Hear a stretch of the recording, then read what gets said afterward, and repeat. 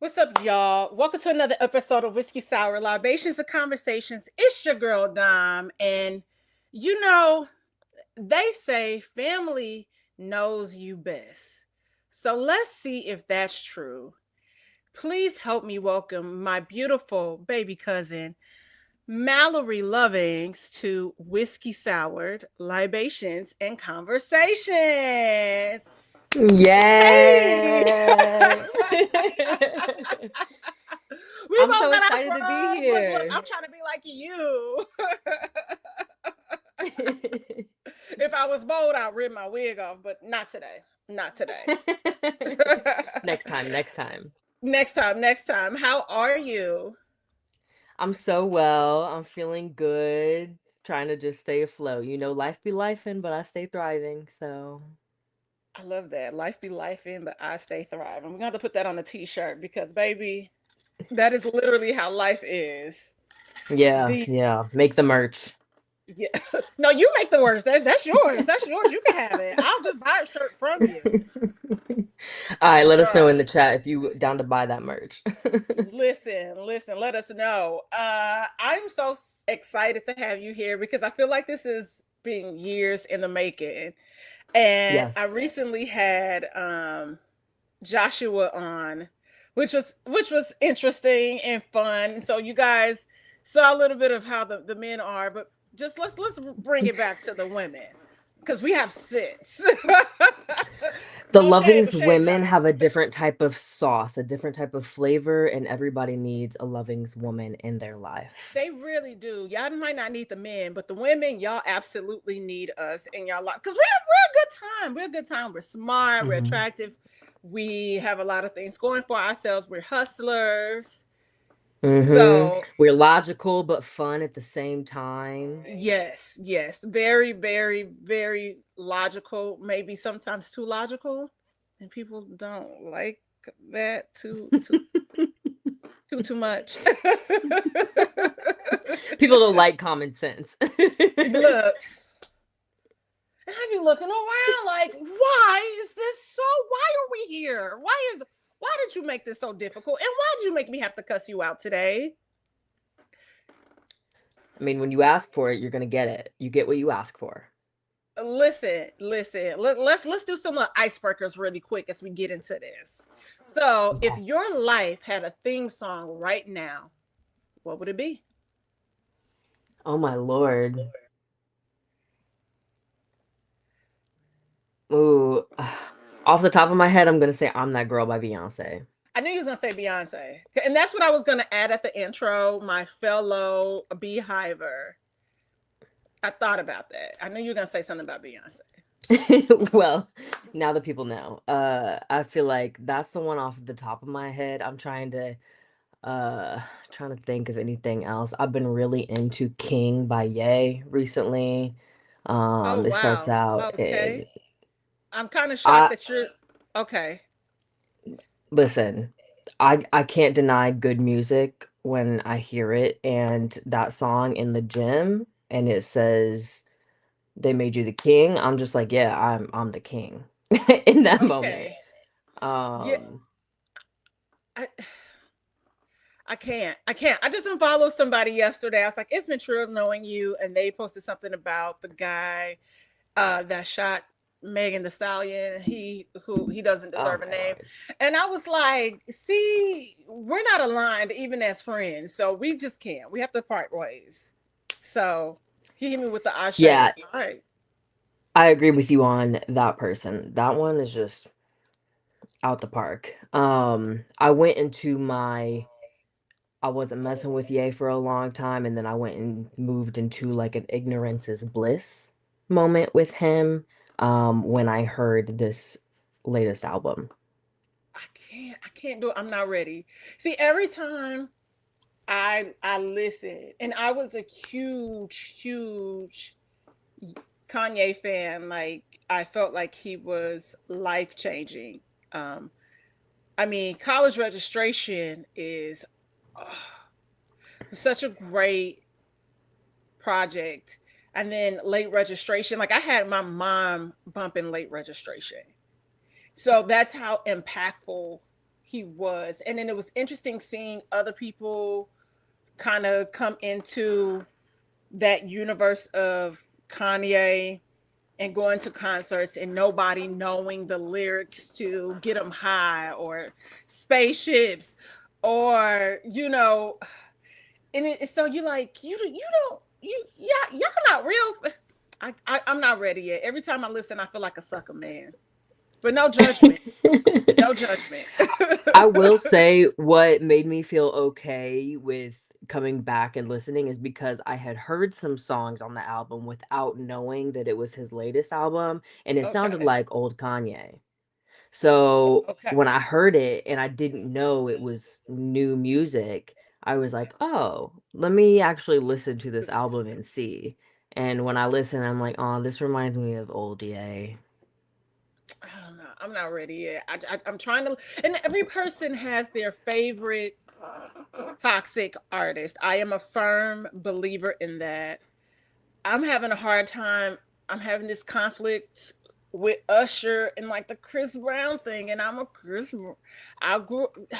It's tough, but then he posted. I unfollowed him like what was that year before last? He posted free to. I said, "Oh hell no!" And I know that should not be where I drew the line.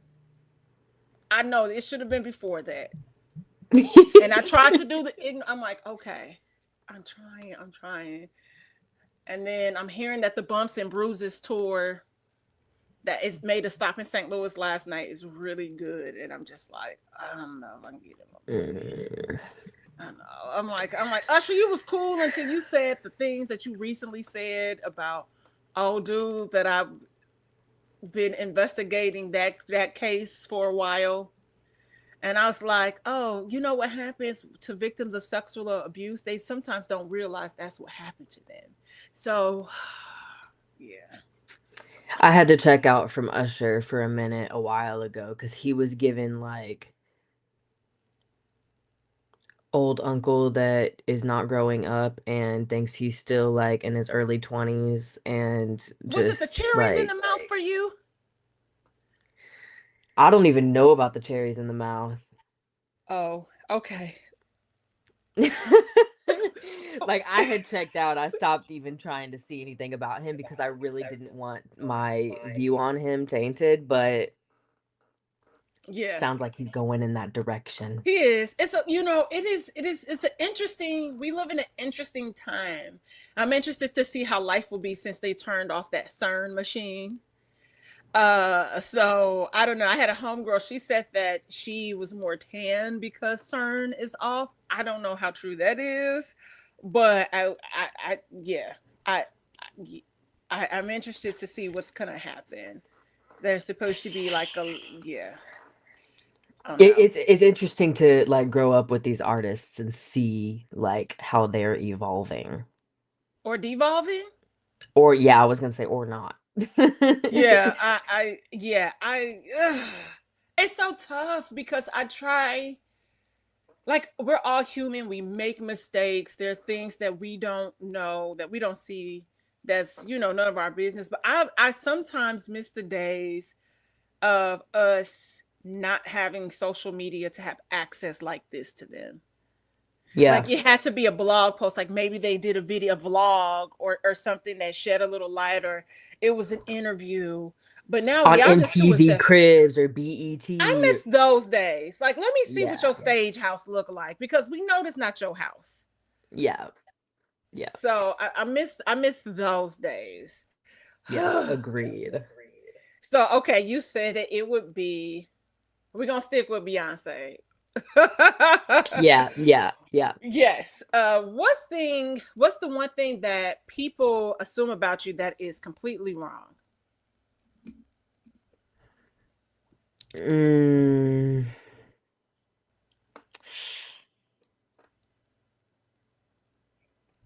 Oh, I don't know. I feel like some people assume that I'm like standoffish and like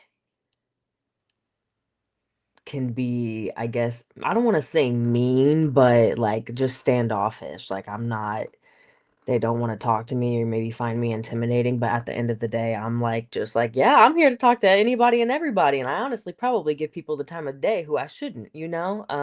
Oh, So I feel like yeah. that's probably what I run into that people probably assume the opposite of what I am. Okay. I wonder if that is a loving thing. Because I'm the same way. Like my best friend, he was like, "Oh, I thought you were gonna be a bitch the first time I met you," and I'm like, "Me? First of all, you added me as a friend on Facebook first. So how would you? How did you get there? It's my favorite story to tell, and we're like freaking frack. But I get that all the time, and sometimes I just feel like, no, it's me reading the room and trying to figure people out. So you have to bear with me. So yeah, I'm very quiet, not because I'm being bitchy, but I'm like, what's going on in here? So, Yeah, and sometimes I always don't feel the need to speak.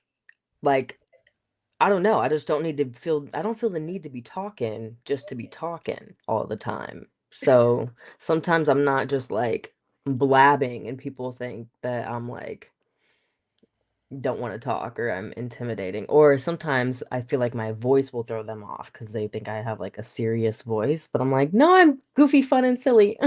no, that's out here because we have voice inflection, so there are tones and there's levels, and so because it's just not monotone and you're not talking like this, people get confused by that. So if I'm talking to somebody and my voice drops, it's serious.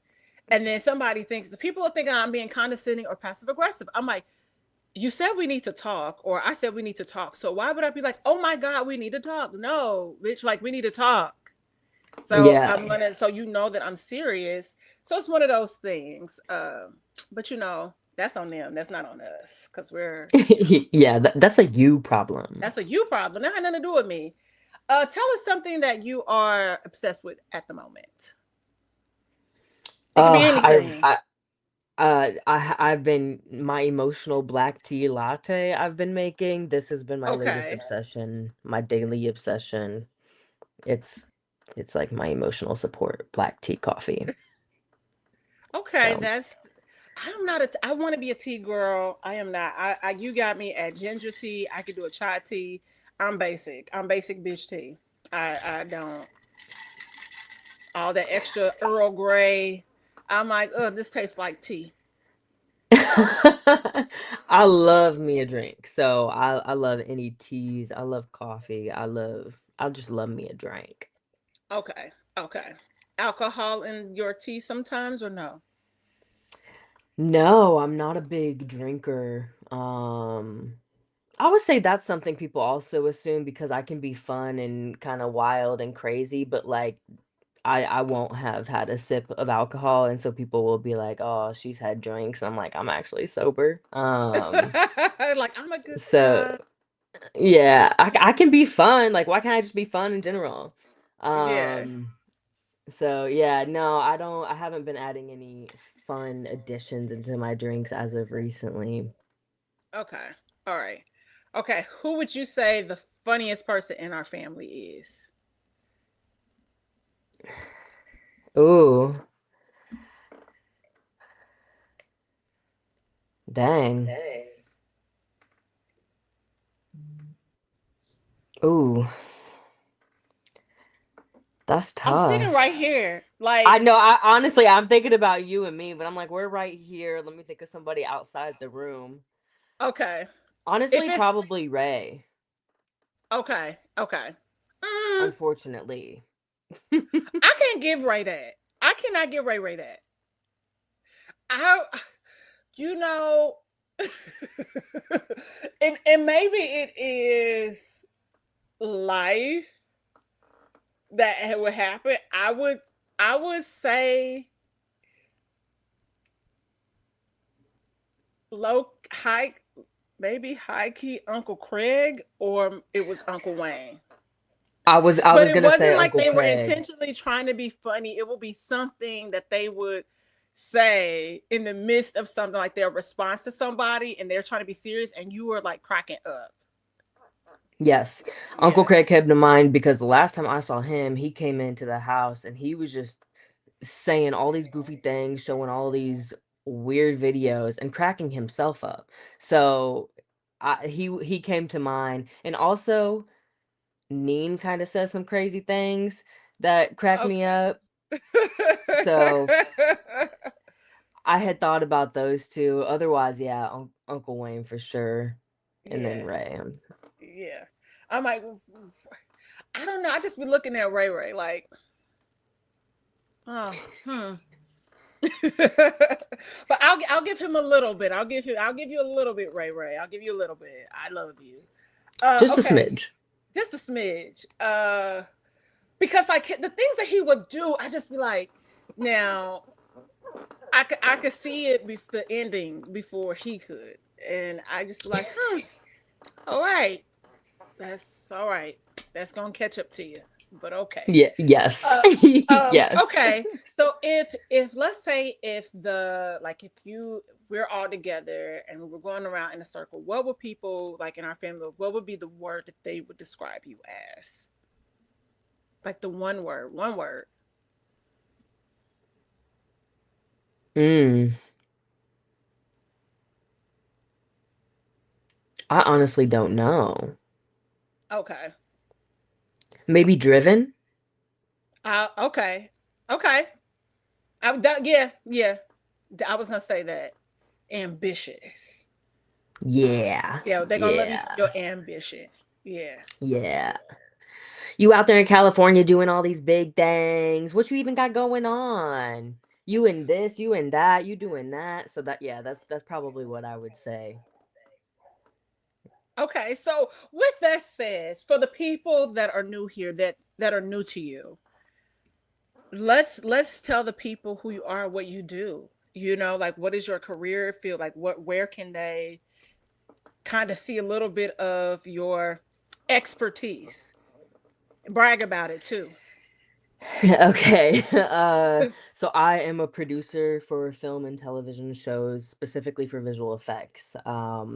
I'll work on different shots in different projects and bring it to life, whether it's an explosion or beauty work or uh, gore, all that. That's what I do. That's my 9 to 5. My first ever movie credit was in Avengers Endgame. Uh, my first ever show I worked on was Stranger Things. Okay. Um, I just wrapped up Hacks season 5, which is Okay, a wait. pretty I'm a huge Hacks fan. I'm trying to save season 5. I have like 2 episodes left from season 4 because I'm like, I know this is ending. I need to save yeah. it. Okay. I've actually not watched it. I'm not gonna lie, that show gave me PTSD. One season in particular, I had worked like 96 hours in 6 days.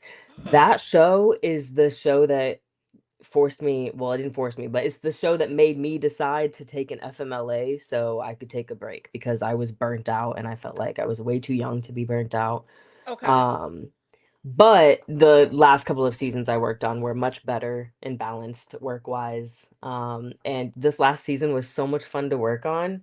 Okay. Um, I'm trying to think. You said you have 2 episodes left.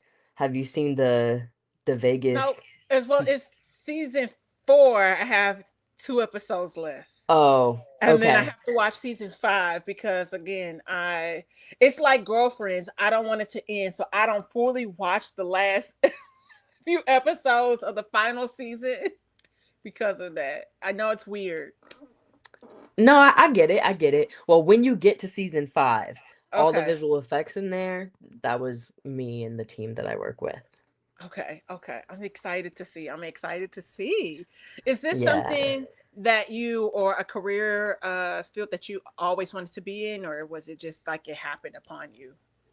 No, it definitely fell into my lap, and this is where I think being ambitious really came uh into play because I was in college going to school for journalism and I was teaching myself how to edit at that time and I went to this Okay. seminar on a day where I was actually supposed to be working, but I got called off from work. So I went to this seminar instead. It was rainy. I was just going to go. I had on sweats. I was not anticipating anything coming from this other than me hearing what this guy was talking about because he was talking about visual effects. And I was like, oh, I'm intrigued.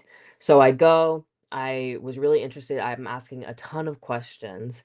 And the wife afterwards of the speaker came up to me and she was like, "Oh, I love you. You should exchange information with him and stay in touch." So I was like, "Oh, okay. Absolutely."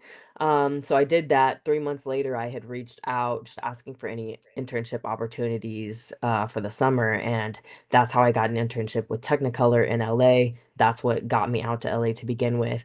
That internship led to an internship with the Academy of Motion Pictures Arts and Sciences. So that summer, I spent the entire time learning the ins and outs, the whole process of how to bring television shows and movies to life. And yeah, the Wow. rest is history. So I still graduated with my journalism degree. I went back and then I came back to LA and just searched for a job and I ended up landing back at Technicolor and now I'm at CBS Paramount. But yeah, that's how it all got started.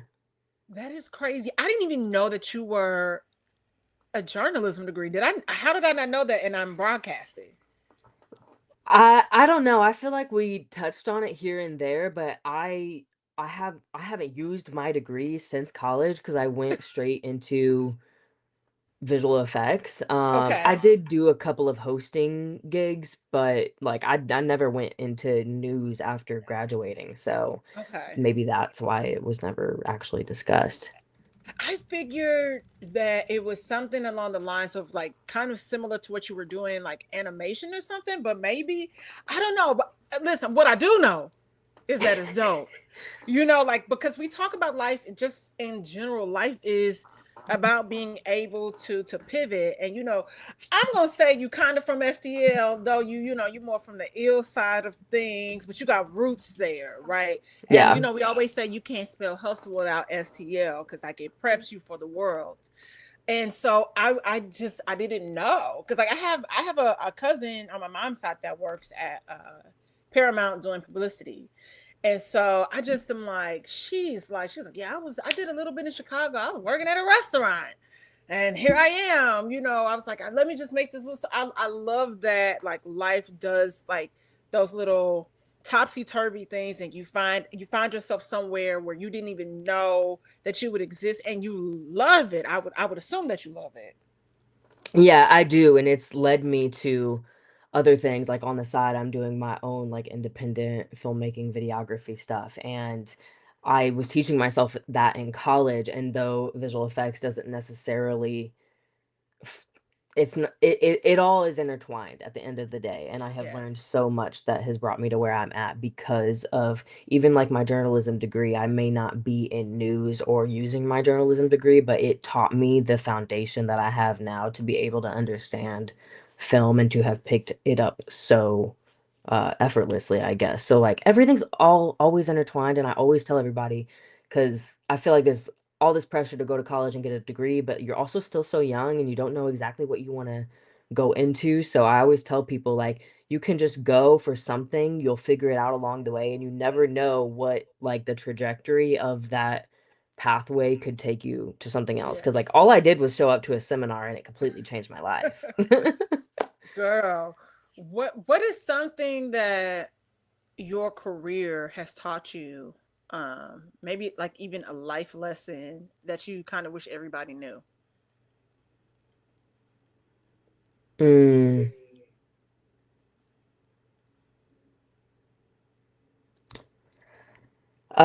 Organization. I do know a different level of organization having to manage these bigger projects. So there's that. But B, I have learned my value, but also learned how to stand on my value I love it. so much in this field. And I was really tested as an intern and put in some situations where I didn't know what to say or how to even react because it's like my first 3 months in the industry. I'm just a puny intern at this point. Like, So I feel like learning my value and my worth has been a huge uh takeaway from my career. And I think that just, I don't know, that I guess everybody's situation would be personal to theirs with learning their worth and value. I knew my worth and value in other ways, but in terms of a career, especially being a young mixed race woman in this industry, a little bit of a rocky start for me. So would you say that like your internship tried to create a little bit of imposter syndrome for you? I would say I was dealing with egotistical clients. Ah, yeah. Clients that were working with big names, but they're like, they're doing the work, but like I don't know what I can and can't say.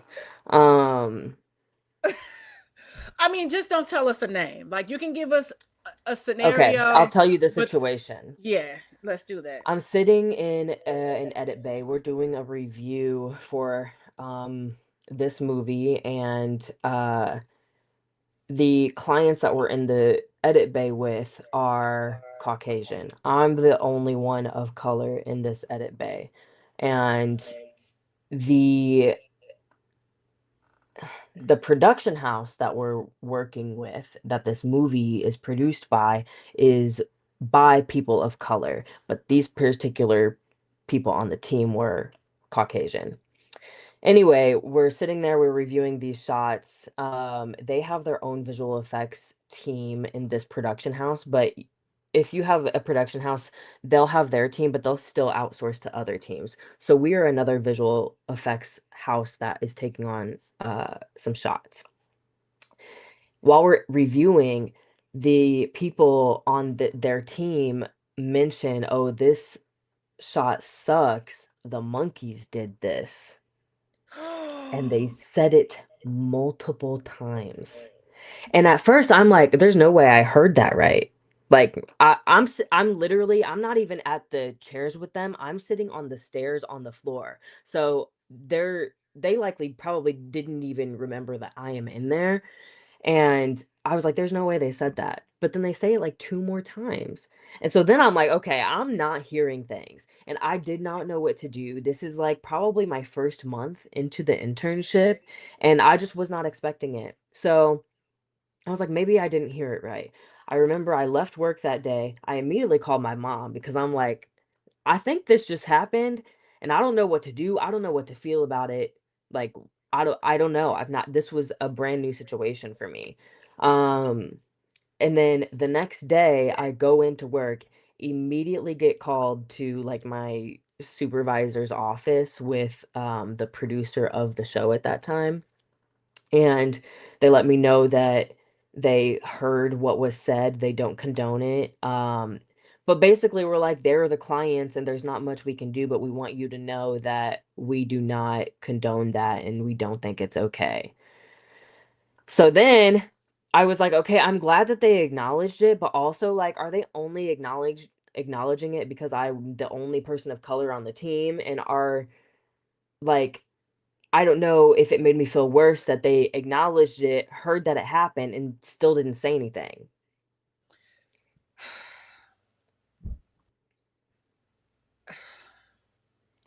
Like, I was just, like, Because baffled. sometimes I wonder, because like I'm gonna keep it cute. I'm gonna keep it cute because like sometimes what happens is because like you being of the lighter complexion, like you could technically pass, right? So I'm wondering, were they saying this because they're oblivious, or because is the client aware because that you are black, like your daddy black, like you know what I mean, like things like that. Like what prompts somebody to use that type of verbiage just in general? Like and yes, the times that we live in right now, with things being so hostile and whatnot, but even during, I'm thinking back, I've been in LA for what, going on 16 years. I'm trying to think of when you first got here. Was that orange motherfucking office where you thought like, oh, I could say I don't think he was. He was. Was Yeah, he? this Okay. was So this was yes, this makes sense. But it's 2017. just, it's just like I understand, like people say things behind closed doors, and for you to hear this multiple times, and like you said, it is them acknowledging it, but then feeling like it's the client, it's nothing we can do.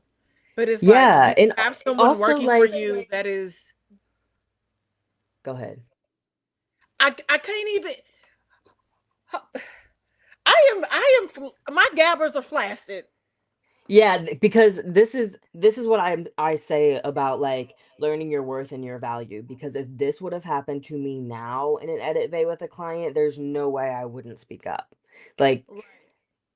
I I get at that point in time, like, I'm a month into this internship, I have been dreaming about getting to LA, and then this happens, I don't know what to Yeah. do, like, I get the position that I was in at the time, so I can't blame myself for not saying something, but there are times where I'm like, "Dang, I wish I had, like, the audacity that I have now," because I would have spoke up immediately, and also for the person that they were working for, I hmm.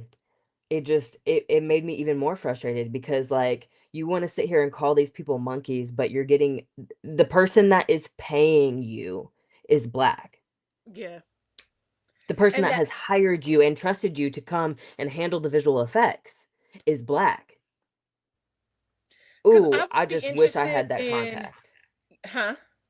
Yeah, I I would, wish I had the contact. because I was gonna say that is something that they for sure should have been aware of, because that person, I would assume, would lose their job. Like I know I would even assume. it's weird navigating this space, just kind of as much fun and as dope as it is to be, Black, the the burdens that come with it, like the stressors that come with it, because we're not allowed to just kind of be, like it's certain things that don't, I think for certain people I mean, for white people, it doesn't come across their mind that the things that we worry about, just something as simple as walking down a street or entering a business to buy milk, somebody following you up and down the aisles to do just existing, and thinking that everybody is a criminal, or that we've done something, or going to do something, and then we get flack for being, everything is about race. Y'all make everything about race. Well, we don't. Y'all do. Because we was just, I just wanted to buy Yeah. this milk, and then you was asking me 21 questions about what am I Yeah. doing here, and why do I need to be here, or whatever. So it's interesting. I really hate that you experience that, and we talk about understanding value and worth. Like, where was that moment where it was pivotal for you, where you was like, shit, fuck this. Like you said, I'm that girl, referencing your theme song. And you will bow down and Mhm. respect. Like Mhm. what was that pivotal moment for you and your career, where you was like, damn, yeah. Uh, I feel like once I started getting a lot of feedback from people that I worked with, but also from people that weren't even in my department of like, Okay. we love you, we love your work, you're so good. Let's give you, a bit more to work with and to manage. And like my team genuinely wanting to work with me, asking to work Yeah. with me, clients asking to work with me. Once the clients started asking for me, I was like, "Oh." I got that juice. I'm good.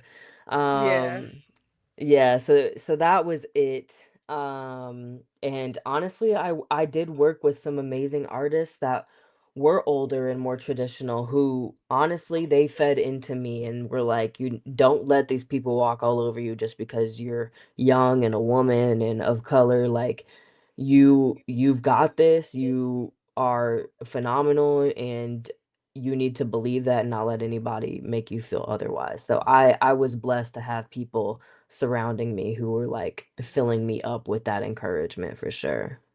Yeah. No, that and that's so important being in because when we think about entertainment, people have to remember entertainment is still a corporate space. Mhm. Corporate can be fun, you can make money, but corporate can also be a jerk, like a dick. Mhm. And I've worked with people like at my last job, because I've been laid off for a year and I'm just figuring out my life.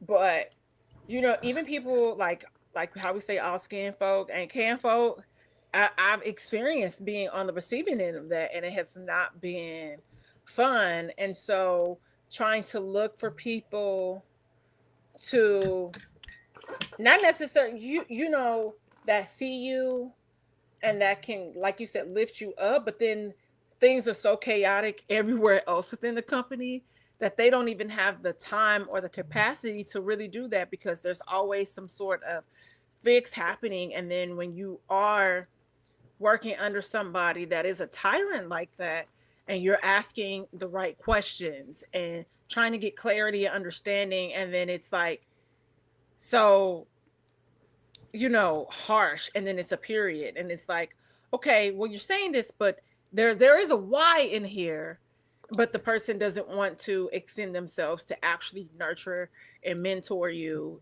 to help you also get to the next level. Like some people don't want to just show up to work and it just be that, like, oh, I have to do this, dot my i's across my t's, but yeah, like I'm trying to do extra, like let's break this up a little bit. So I think that's really dope that you are and have been in the position to have people really, really have your back, because like that makes you want to continue to push forward and Yeah. show up as a better version of yourself. Because like we know that people, especially in Hollywood, you could be like, I could go and work for Universal. And just, but then it's like you having to build up that rapport again and start over. But it's like, no, like you're in a dope position where people, like you said, y'all calling for me. Okay, Beyonce, we see you. I think I was a bit naive as well, like coming out to LA, especially like I always say I'm from St. Louis because I am, but at the same time, I did grow up in a small town on the Illinois side, which was predominantly white. And Hmm. so when I'm like, oh, I'm going to LA, I'm thinking like, oh, it's so diverse. I'm not gonna have to worry about like any of, at least not as much, the racism stuff. Like I thought I was going into like a melting pot in comparison to where I was coming from. Hmm. So when this hit me in that first month, I it was like a huge like, "You're wrong. This may be even worse."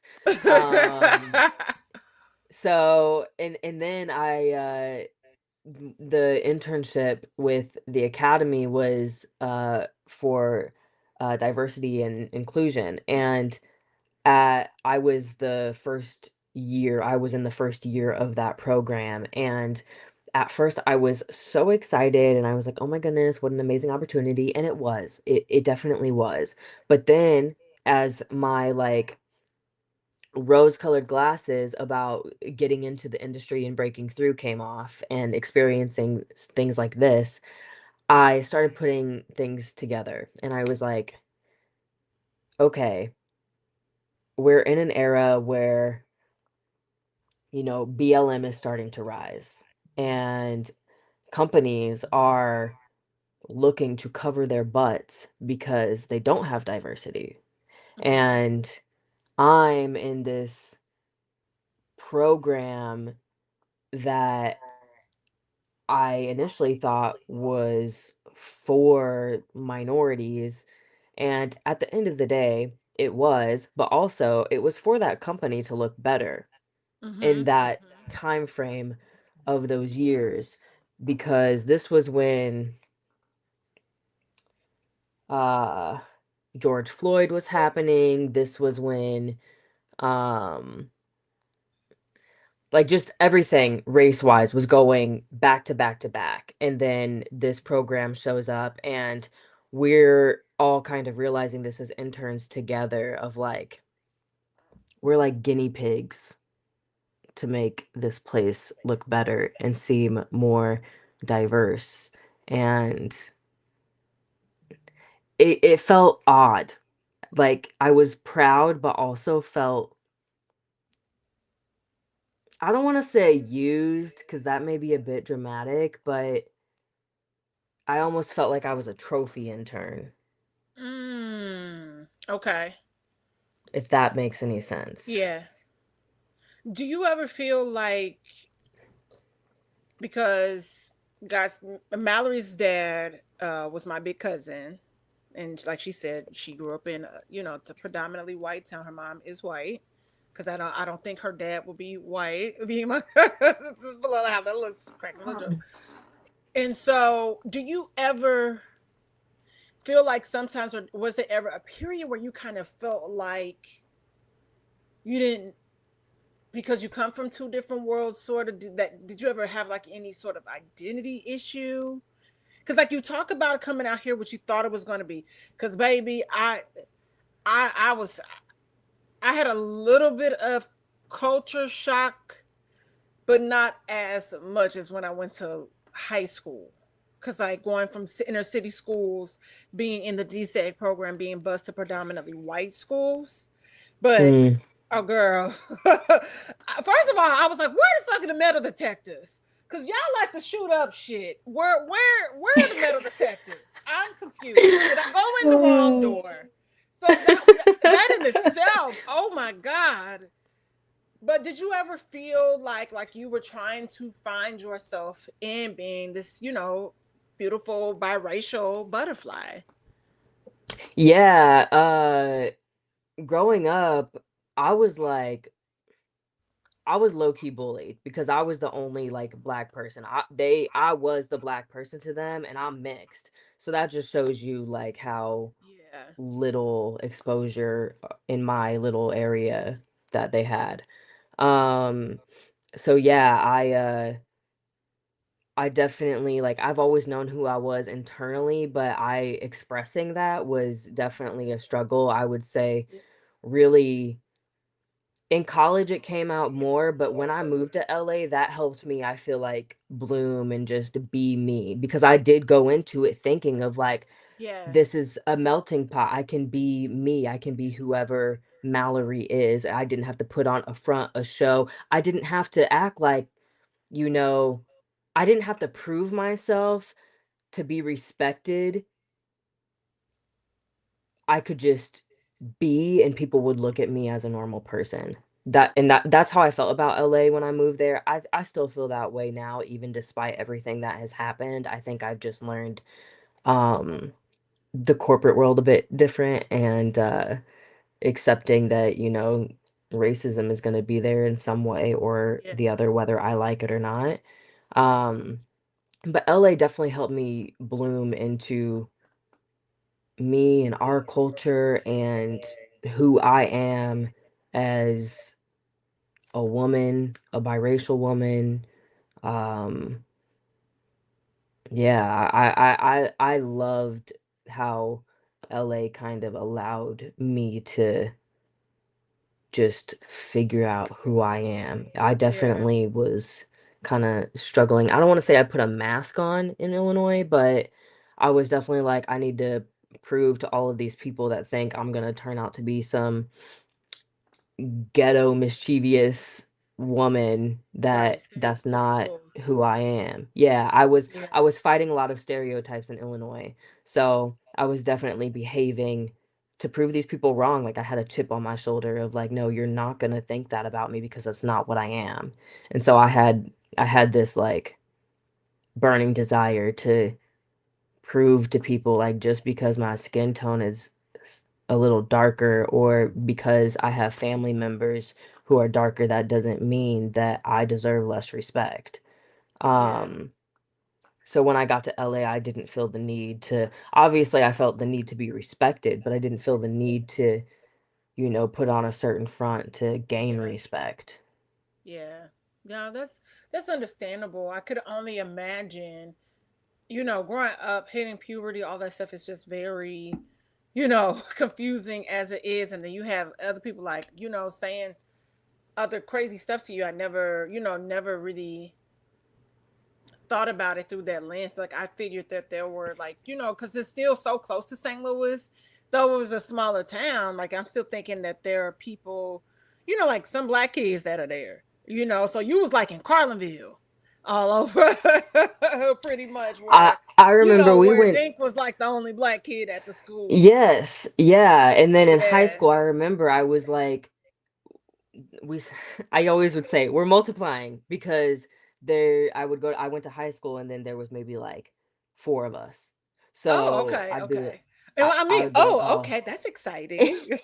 I was like, oh, okay, we're multiplying. Let's get this.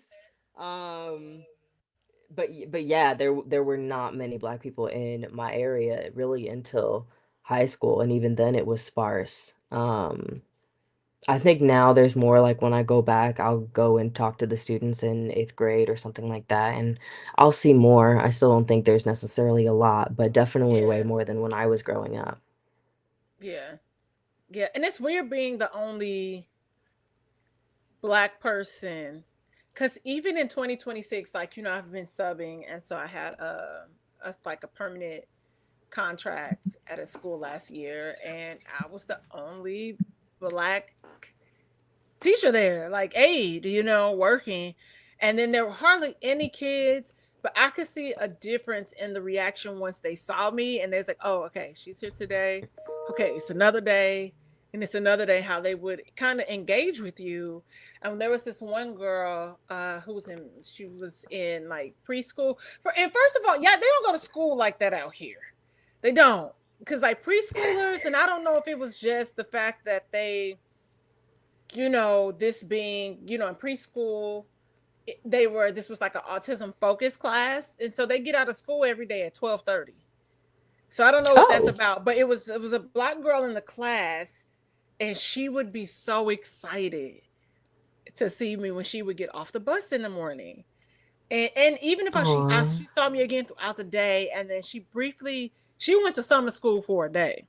Baby, she ran up to me, hugged me, but it's like that representation matters. And so I could imagine when we talk about being in places and spaces where, especially if somebody isn't there that looks like you, like just the angst that's there behind that. And then like you said, coming to LA thinking there was going to be a melting pot. See, the interesting thing about LA is that LA is a melting pot, but low key, nobody wants to talk about how LA is segregated, because you can meet black people out here, and if you meet them in Hollywood, 9 out of 10 times they're a transplant. But yeah. but there are pockets, like they're like in certain areas, like where I am, off the 2 and the 5. You go to Pasadena, and then it's Arcadia, so you get different people. Over here in Glendale, it's like Armenians and Persians, all this. They're in their neighborhoods, and they really don't leave unless it's like some sort of event. And Yeah. so, like, I think that's the interesting thing, that I was like, people don't kind of talk about that enough. Like, we talk about Missouri, St. Louis in particular, being very segregated, but we don't talk about that out here. Because I mean, you meet people, and I would say my first job out here, because I was working for Nordstrom, there were Asians, Latinos, Filipinos, like, because it's a store.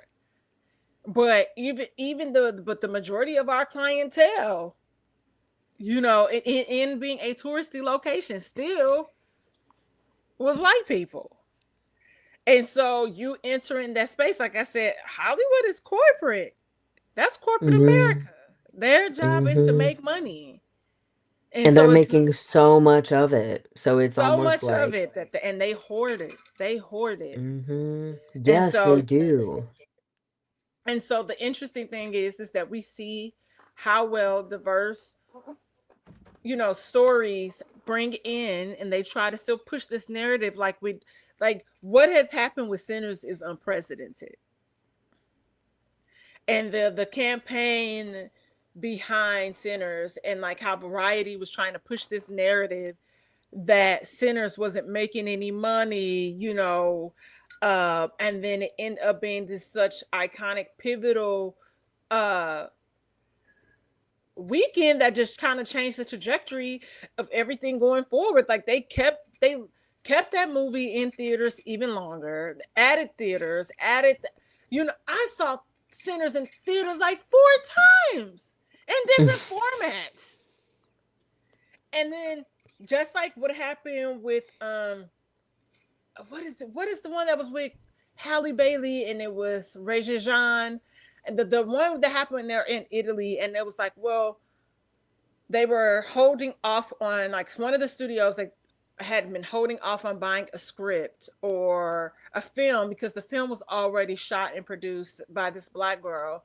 And they said, well, we have to see what happens with this movie this weekend.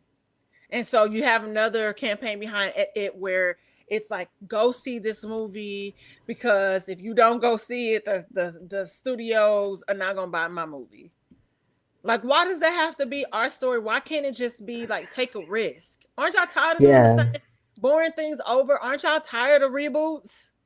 Except for King of the Hill. Keep that. Okay, yes. Because I'm having a great time. So, yeah. It's Yeah, just, it's I I don't even have words sometimes for it. Um, I also feel like this may be a controversial opinion, okay. but it really, really irked me when Black Panther came out and they advertised it as all black cast, all black filmmakers, like Hmm. all black everything. It really, really irked me, and everybody was so proud about it, which, like, yes, awesome, great job, but also, like, I wish they would have let black people bring that to life. Like, yes, it was an all black cast. Yes, great. That is amazing. But at the same time, like, it was the white people that brought that together. And it was the white people that are advertising it as all black this, all black that. And something about that irks me because that feels like showy. It feels like, oh, look what I did for the black community. Yeah, yeah. I get what you're saying. And there's something about that that just like, I want the black people to do that. I don't Yeah. want a white person to be like, hey, look, here's this all black cast. Here's this all black production. Like, I don't know, If, something like you about that said, really we irked me. gave them something. That's how it feels like. We gave them this. But then it comes back to the pressure. We gave y'all this. So it has to be successful. You have to make it work, or otherwise it's a flop. Because that kind of similarly to, what was the Captain America with the dude, Anthony Mackie. And so, like, you really didn't see much advertising push behind it. um and even I would say, kind of even similarly to, like, some of the other shows that are centered around Marvel, where they don't push it as much, but it's like there's all this pressure on this movie to succeed, but then you don't even want to put the advertising dollars in it to push the film, to get the seats in the butts in the seats. And sometimes I'm like, though it's a black film, why can't it just be a movie? Yes, yeah. That's how I feel because I'm like, yes, it's a great movie and it's artistic, but like it's like you're selling the fact that it's all black, which is fine, but also like why can't these artists just be artists? Like Yeah. why does it have to be, oh, this is all black, you should go see it? Mm-hmm. And that is something where in the discourse of you turn everything into race, that is a part of turning something into race. That's This true. is a film that you should go enjoy and judge the film based off of the film, the script, the story, the cinematography, whatever. Not that it has an all black cast. But like at the same time, I love that for us. Like I really do love that for us. Let me tell I'm you bitter something. about some of it.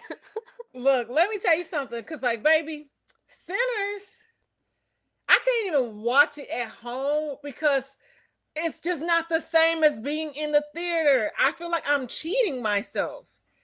And Yeah. I know that they were talking about bringing it back to theaters again.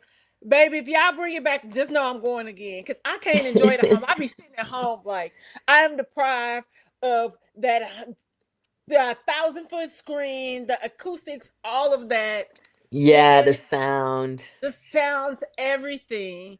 And it just was so it was so just a moment. And I thought I loved Michael B. Jordan, but baby, Michael B. Jordan in a grill, woo, moist. Sorry. Yes, Sorry. yes, yes. I TMI. can't disagree. Well, before we wrap up and get out of here, if it's okay, I want to get even, like more serious with you just really quick because you kind of well, you didn't kind of you had something happen to you that kind of changed the trajectory of your life a little bit.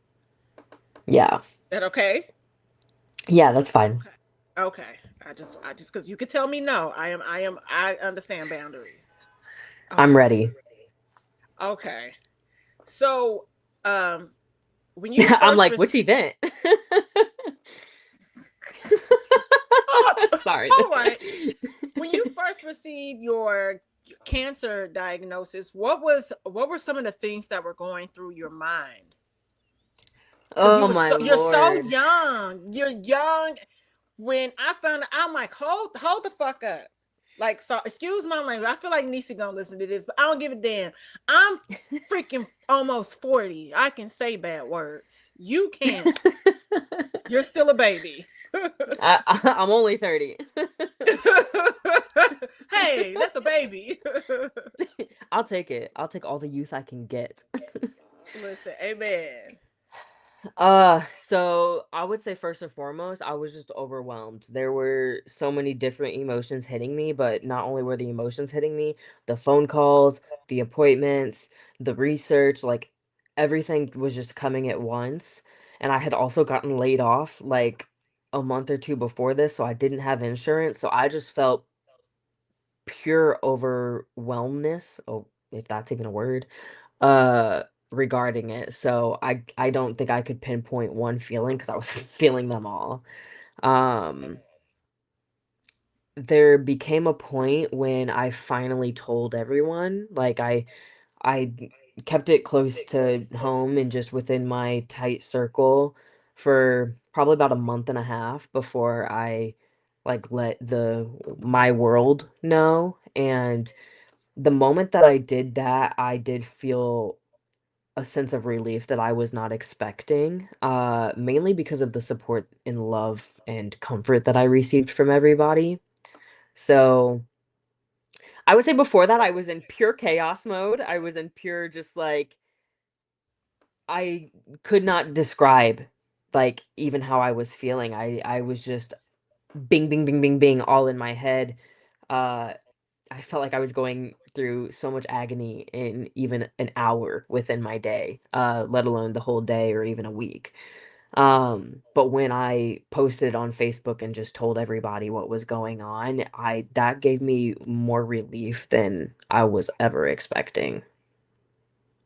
So, in your diagnosis, you're like you said, it's research, it's doctors, it's all these things happening to you all at once on top of, being laid off. How how did you just take the reins of this and just know that I have to push forward? Like I have to push ahead. I have to get through this. Like in order for me to show up for myself fully because I want to beat this. What did that look like for you? Um, I kept reminding myself that the way I handle this is gonna matter long term. So there was that, and I knew I needed to keep myself sane in some way or another, even if that was just finding sanity within an hour of my day. So, one way I took the reins was I kept joking. I was like, "After 4 PM, I don't have cancer anymore."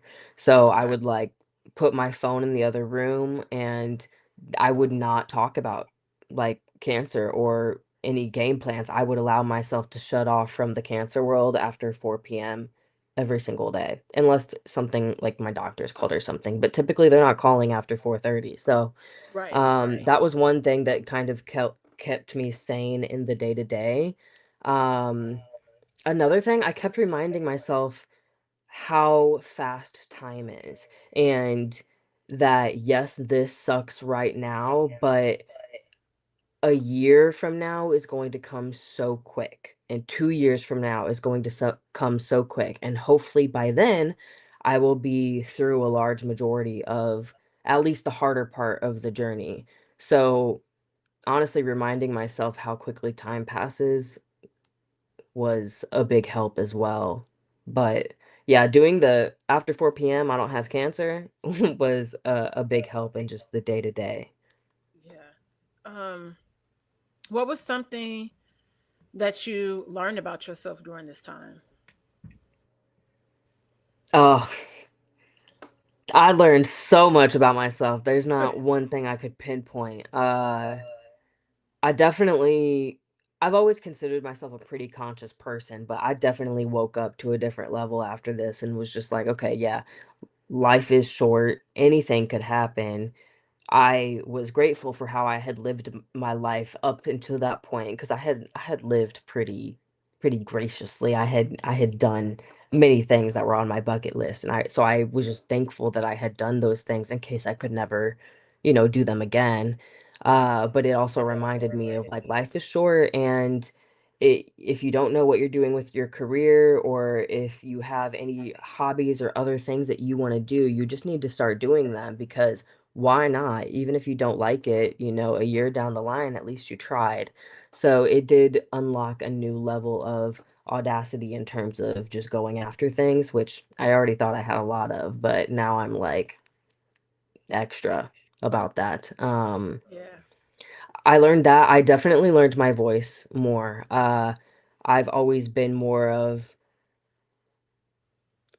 I don't want to say passive, but maybe kind of passive. I've always been a people pleaser. And when this Mm. diagnosis came, A that like Virgo just will do that. immediate the diagnosis definitely just like turned the switch off on my people pleasing, which I Okay. appreciate, and I've been like the most vocal about like what I want and my emotions and what I expect from other people since then, and I have definitely felt more myself and just connected to me in that regard. So I definitely appreciated like learning that, sticking up for myself, standing my ground. And at the end of the day, I think I will always have a side of me that does lean towards people and wanting to, you know, uh, I guess just be mindful and thoughtful and compassionate towards others. But I did learn that there's a balance. Like I can't deplete myself taking care of everybody else Yep. and, expecting myself to be okay. So I have definitely gained that balance since then, and that's probably the biggest thing that I appreciate. So tell us how you're doing now. How is my baby Mallory? I'm doing well. I'm in what I call maintenance medicine mode, so I have to take these maintenance medicines for 5 years. Okay. I take a pill every night. I get a treatment every 4 weeks. And recently I had started another medication, but I had really bad side effects to it that were Okay. affecting my heart. So I figured this out about 4 weeks ago. It was affecting my sleep, it was affecting my heart, my mood. Like I genuinely just was unhappy, and I'm not an unhappy person. Like I could make the best out of the worst moments. I can always see the light, and the 3 weeks where I was off, it was really bad. So now I'm going through some testing, and I have a cardiologist on my team now, and we're doing some heart things just to make sure I'm good and see if this medication did actually cause any damage. So that's what I'm in the middle of now. Um, so I feel like I had gotten out of all of these appointments, and I just had like my routine appointments, my routine checkups, but now I'm back into a lot of appointments every week. But it's okay. I know I'm getting this all figured out, and I feel much better than what I was feeling last month. So, um, yeah, that's where I'm at now. I appreciate your honesty, your transparency, you telling us your story. What brings Mallory joy these days? Like, what are some of the things that, in everything that has transpired that just ultimately brings you joy? Uh, well, obviously my friends and family, that's always number one. Like they keep me going through the hard times. So there's that.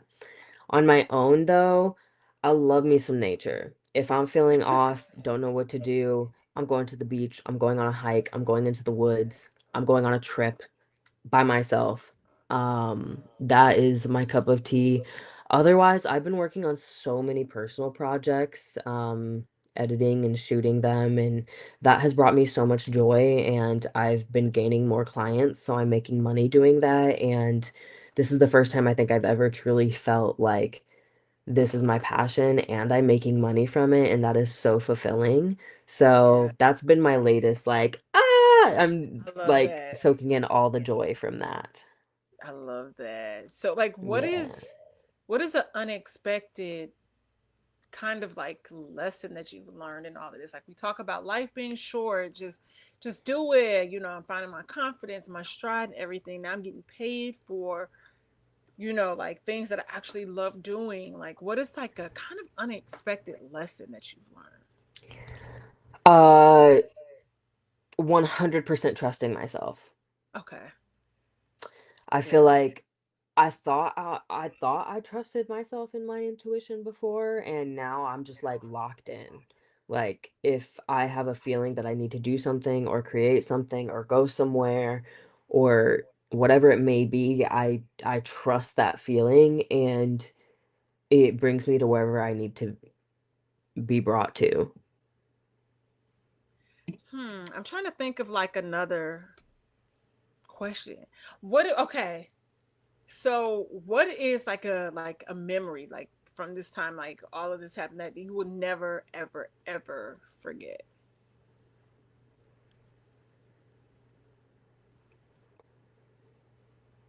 Oh, man, there's many. Some not good. I'm Um, like, oh no, oh yeah, I'm no. I'm trying to think of the sweet ones.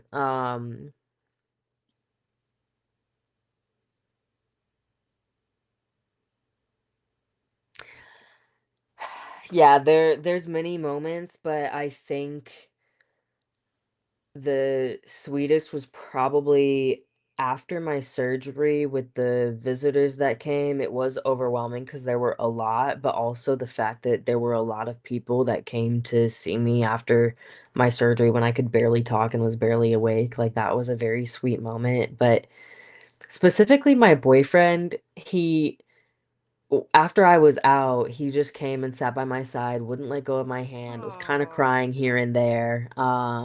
Didn't want to leave. He couldn't stay the night, but he was like begging the nurse to let him stay. And oh, that moment specifically, and how he nursed me afterwards, that is a big memory for me, a good memory for me.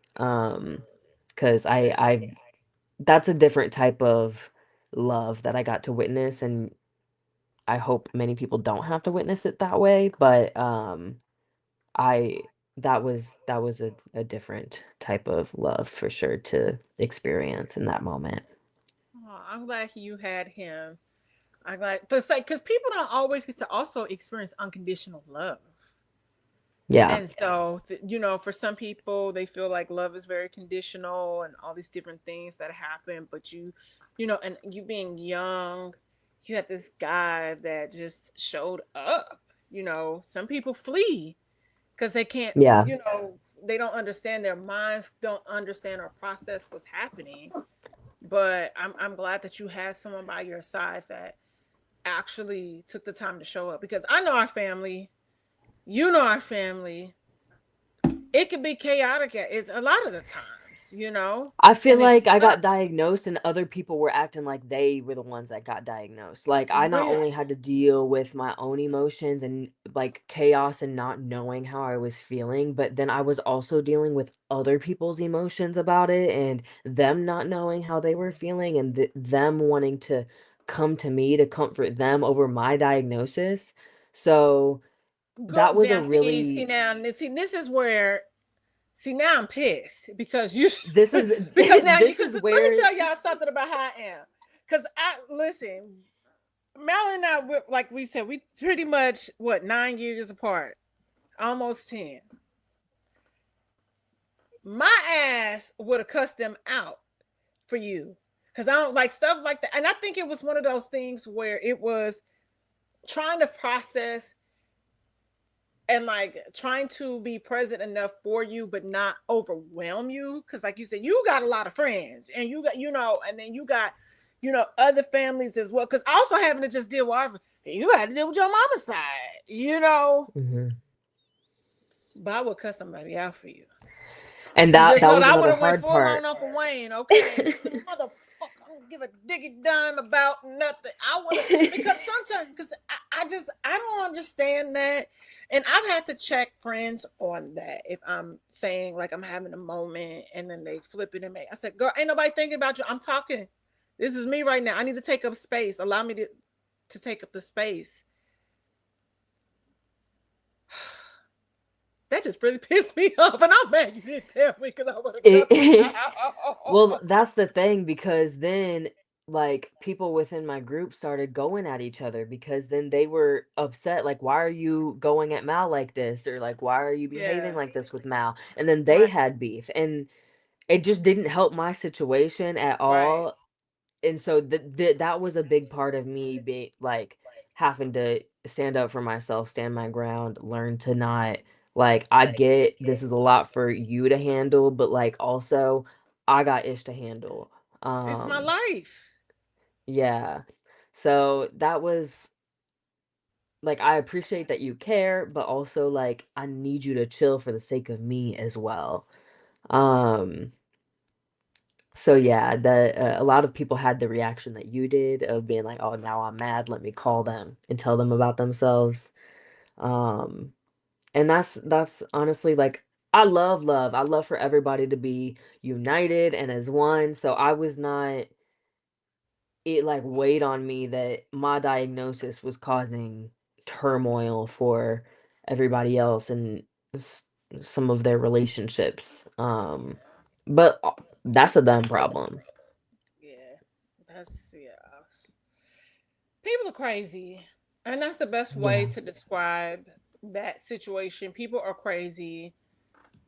People, and that's likely not the first time that they've done that, and it likely won't be the last.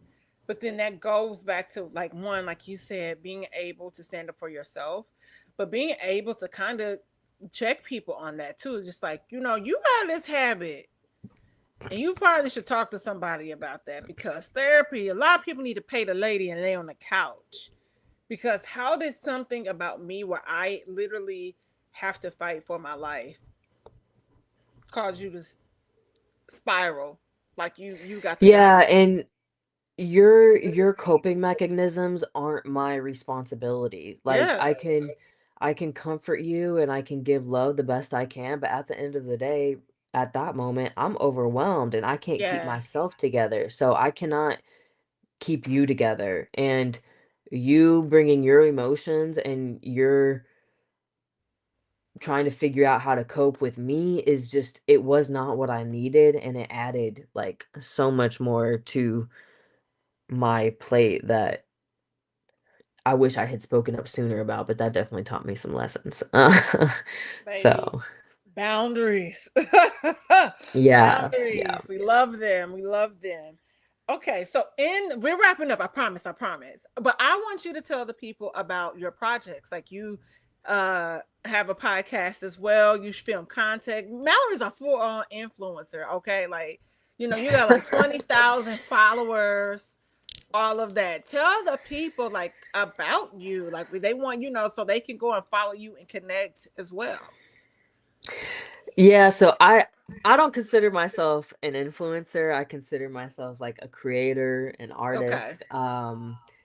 I happened to get all of these followers because I had a video that went viral of me shaving my head when my hair started falling out from the chemo. Okay. So Okay. that's where all of these followers came from. I had a decent following before, but I was like right under 6K. I didn't have anything crazy. And then all of a sudden I posted that and it had blown up within hours. And then suddenly I went from like 5.8K to almost 20K followers. And it really like literally happened overnight. But other than my day job, I am like a freelance videographer and doing my own like small films, short films. And really what made me want to start doing it was when I got the diagnosis, because I was editing here and there, but I wasn't really taking it seriously. So, um, being laid off and having that diagnosis, I kind of leaned into editing as like a coping mechanism, Okay. to just keep my mind off of things. And I started finding my style with editing, and I was like, I have things to say. So let me figure out my own art form to express certain things that maybe I don't normally say on on a normal basis. So that's what I've been doing. I've definitely been in more of like the long form content. So I'm posting more on YouTube than anything. I've been kind of bad at posting on Instagram. I've been trying to be better at about that. But yeah, that's what I do. They're kind of about my life or my travels, or just a message that I want to share. Um, yeah, so I do have a podcast. I haven't touched that since I got diagnosed. I needed a break and I just haven't gone back to it. But I have been toying with bringing that back to life and figuring out how that fits into the realm of me filming as well, because my podcast was pretty low key. Like I appreciated that it was nothing crazy. I could just, plug my mic in and do my thing. But Okay. now that I am doing so much more filming, I'm like, I keep saying I want it to be low key, but I'm like, nothing is low key about me not only recording it, but also filming myself and then getting B-roll and all of this jazz. So I'm Yeah. trying to figure out how Good. I can bring it to life without making it a whole production, but also intertwining it with my filmmaking. So we'll see. Still toying with that. Listen, ever need to bounce ideas, hit me up. Because I can say, I listen, this is so simple. Like my thing was wanting to be able to tell stories. It's one thing to have, to be silly, because y'all know I'm silly. But it's another to really be able to connect with people. Like I Yeah. love being able to connect with people, and whatever the case may be, even if it's just a check-in. There's one that I'm dropping with one of my girlfriends, and we literally just catching up because we hadn't really spoken in like years almost, because so much, her being in St. Louis, me being over here. So it's one thing, you see people on social, so it feels like you never lose touch, but we actually do lose touch with people. You liking a post or hearting a story, but you're like not really in engaging with the person like you would Yeah. typically do. And so that's why I Hmm. do love, the podcast. And now it's, has other legs, taking other forms to doing other things. And so, Mm-hmm. because who knew that I would be on a sex podcast? But I mean, I love to see it. I love to see that you're doing all of these different forms of your expression and your art. Like, I just love it. I think it's admirable, and I think it's so valuable to see somebody like doing the dang thing. And even if you have like three, four, five, six mediums of how you're doing it, like I'm just like the more the merrier. I love it because, like, you talk about, I'm sitting here, I'm like, you got this, you got that, and I'm like, how does she find the time? Because I like to take a nap. I'm Yeah. like, or if life is overwhelming, I'm going to take a nap. Like, I am a napper. Like, and just to see everything just flourish and come together, and I am proud of you. Like, it inspires me. It inspires me to be a better version of myself. It inspires me to push myself further. So, like, I don't like, yeah, I'm happy that I can call you cousin. And it's so much, and without being all emo, I see so much of your dad in you. You know, especially, oh my God, when you're on your different adventure, I was like, that is you are your daddy's child, and you are your dad's wildest dream, and you are entering this new chapter of your life and just out here thriving. Like, you a superstar. Thank you. I do be trying to live it up as best as I can. I talk to him sometimes and I let him know like I'm doing all this for both of us the right way. Uh I just have to let him know. But yeah, I definitely feel like I do be channeling his energy, because I Yeah, know he was lighting up every room he walked into, and I yeah, still hear about it to this day, even with people I've girl. never met before, of like how much they loved him, how much he changed their lives or impacted them. I'll go around somebody for the first time and we'll be having a conversation and they'll be like, "Dang, your mannerisms are kind of crazy." Uh, Hmm. and I'm like, it's crazy how DNA can like do that. Yeah, it really is. It was so funny because the other day, Kev on stage had this post, and it was like weird because a couple days prior, somehow my sister and I was talking about my kids. I said, "Man, I'll just really say he ain't no business being dead." And then Kev did a post, and then I was at grandma's house going through some pictures or whatever, and I would have thought my dad had went through all these pictures. This is, and I don't know why black people. I don't know why y'all like to do this, but then it like I see like one of the like it was some pictures of him, and then it was like a picture of his obituary. It was like his obituary son. Then it was a picture of him in the. I said, why do y'all have? And see, now I'm mad all over again. And see, now y'all traumatized me. And then I cussed out my dad because why didn't you go through this damn box? Now I'm upset. You know what I mean? But I'm like, this boy walking around, ain't got no damn business in bed. Such a I just be mumbling, and then I just be like, all right, and then I just gotta take a deep breath and keep walking. It's like, ugh, it just. I'm like, see, this is what we talk about when we talk about timeline jumps and shit changing. But you really had like and I know everybody has their things, and I was much younger, so now learning stuff, but still, it's just like, dang, you are your daddy's child for real. Like just how you are, the drive, figuring it out, like you just a go getter, like all of that. I mean, he is proud of you. He's proud of you. You can't say nothing else out there. Like he just is, and we proud of you. So Well, thank you. yes. So tell everybody where they can follow you on the social network. You can find me on Instagram at Miss Mallory Lovings, MISS Mallory Lovings. TikTok's the same, YouTube's Mallory Lovings. That's about it. Don't slide in her DMs. She got a boyfriend. I do. And I he do can have a fight. man's. I think he can fight, but he can fight. So Oh, he the likes to think he's a professional boxer sometimes, so you will get these hands. okay, yeah, he will get them hands. So I thank you so much for taking time out of your busy day to connect with me and chat with me. I thoroughly enjoyed this. We're gonna have to get everybody on, get the Yes. family on, have a little family affair, and turn up. Yes. Yes. Little Yes, family reunion on the podcast. a little family reunion. Because we have to connect during happy times, not just the sad. Yes. Yes. So Yes.